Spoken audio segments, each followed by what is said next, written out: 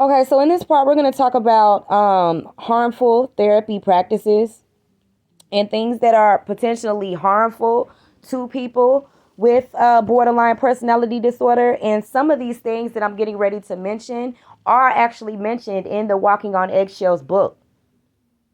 And it's just sad that the people that orchestrated this and created these stage scenes and scenarios at these boarding houses, it's just sad that they didn't focus on the good things that were in this book instead of focusing on the things that could harm or traumatize a person with borderline personality disorder.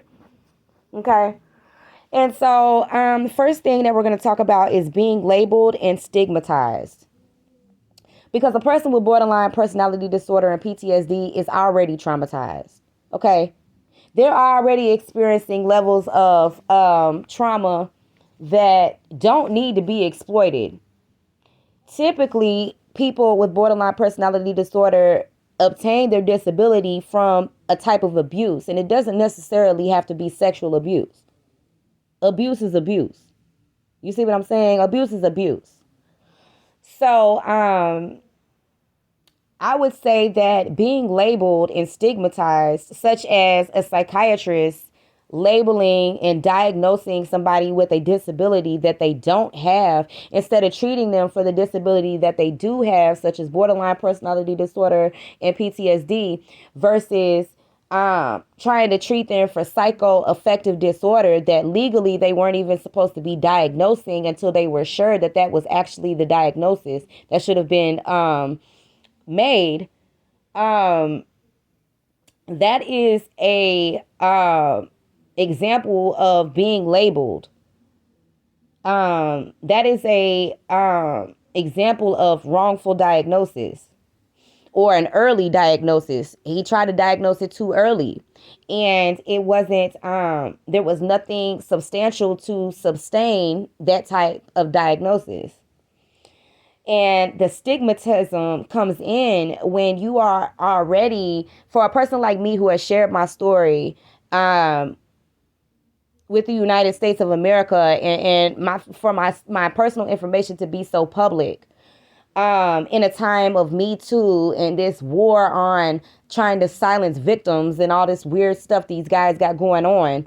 I don't know what the, whatever, but I felt like it was inappropriate for me to be stigmatized for going in and asking for help for treatment with borderline personality disorder and PTSD, and then them trying to insinuate that me owning a gun was unsafe for a person like me when I did not make no claims to harm anybody or people.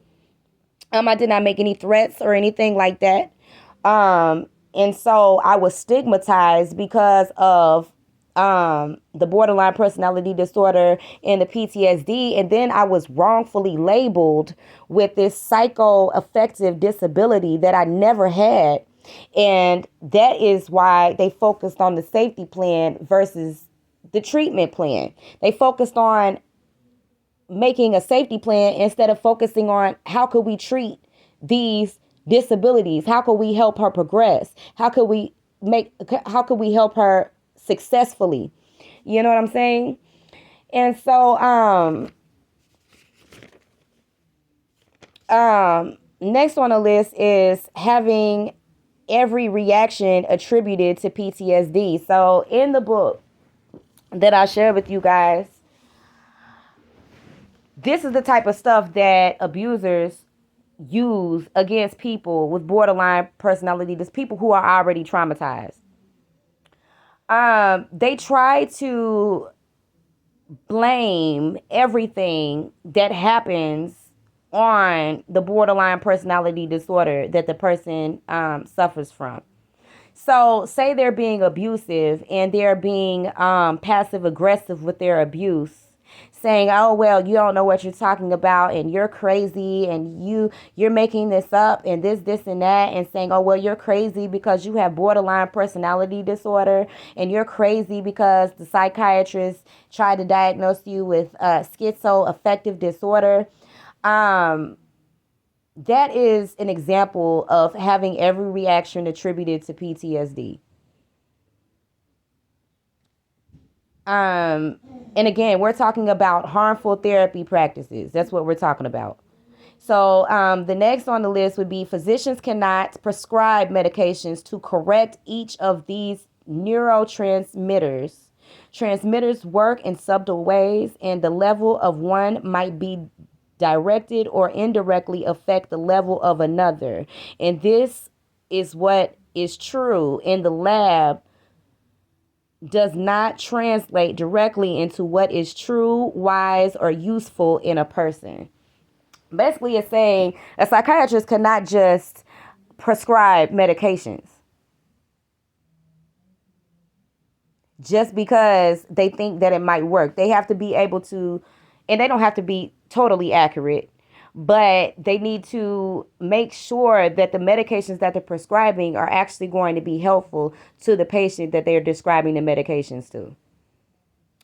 Next on the list is doctors on occasion prescribe medications for symptoms of bipolar disorders, such as, I mean, not bipolar, borderline personality disorders, such as depression, impulsivity, and medications for mood stabilizers. So there is no medications to treat borderline personality disorder, but at times, psychiatrists may prescribe mood stabilizers.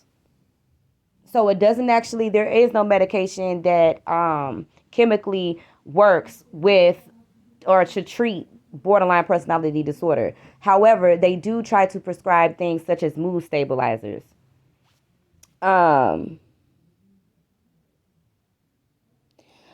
Next on the list is clinicians who are not educated about borderline personality and fail to appropriately treat who do not know how to effectively work with borderline clients. And that is what I spoke about previously in the video about these boarding houses and their inexperience with working with people with borderline personality disorder and people that were traumatized. They're more so trying to focus on discrediting and calling victims liars than they are actually trying to treat and create treatment plans for these people.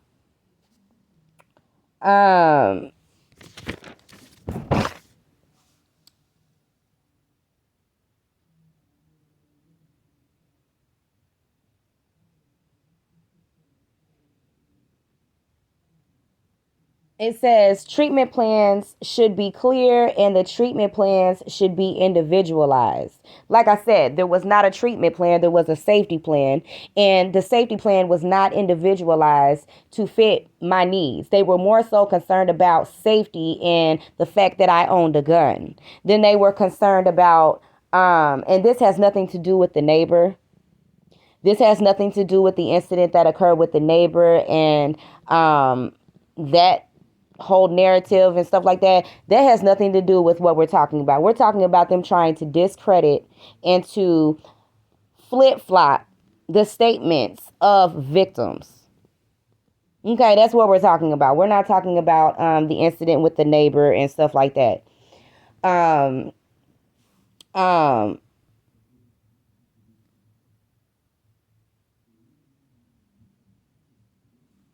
yeah, so okay. We're gonna we're gonna start talking about the politics of this conversation.